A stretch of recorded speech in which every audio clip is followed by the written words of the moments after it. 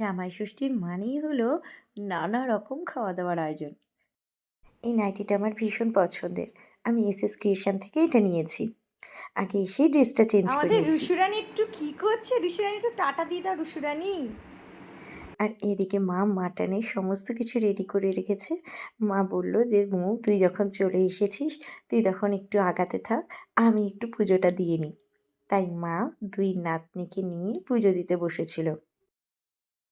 আর ঠাকুরের কিছু গল্পও করছিল। এদিকে বোন গিয়েছে মাটির থালা বাসন আনতে।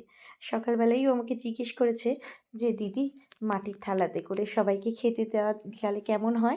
তা আমি বললাম যে, "হ্যাঁ, তাহলে তো বেশ ভালো হয়। তাহলে তোরা যা গিয়ে মাটির থালাগুলো সব নিয়ে আয়। আর আমি এদিকে রান্নার কিছু প্রিপারেশনগুলো এগিয়ে রাখি।" আর এদিকে আমি এটা করছিলাম পোলাও। মাটনের সঙ্গে অল্প করে পোলাও রান্না করা হয়েছিল। তার পোলাওটা মাই রান্না করেছে।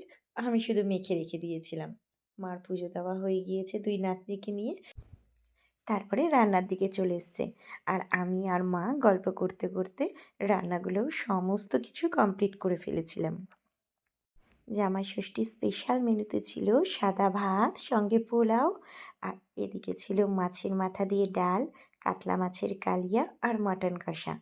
সঙ্গে মিষ্টি আর দই আর চাটনি। আর ছিল পাঁপড়। আর হ্যাঁ, খাবার শেষ পাতে কিন্তু আইসক্রিমও ছিল। আর ও সবাই মিলে খাচ্ছিল। আর আমি, মা, বোন আমরা সবাই মিলে বারবার জিজ্ঞেস করছিলাম যে কোনটা কেমন হয়েছে?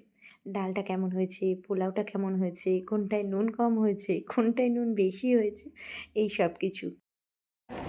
আমরা এটা কি বানাচ্ছি? চিকেন 65 ও এটা চিকেন 65 আর বোন বোন আর হচ্ছে একটা potato chicken butterfly potato chicken butterfly বানাচ্ছি আমি। নেটে চিকেন 65 আর এটা হচ্ছে পটেটো চিকেন এইগুলো ছিল সন্ধ্যাবেলার স্ন্যাক্স। বাটারফ্লাই। জামাই ষষ্ঠীর দিন কোনো খাবার জানো তো আমরা বাইরে থেকে এনে খাইনি।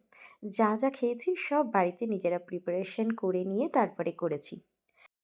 আর হ্যাঁ, এই রান্নার প্রিপারেশনগুলো কিন্তু আমরা করলেও ইনস্ট্রাকশন কিন্তু আমার হাসব্যান্ডই দিয়েছে। আজ তাহলে আসি, অন্য আরেকদিন তোমাদের সঙ্গে আবার গল্প করতে আসবো। তোমরাও তোমাদের জামাই ষষ্ঠী অনেক আনন্দ করে কাটাও। খুব ভালো থেকো তোমরা। টাটা।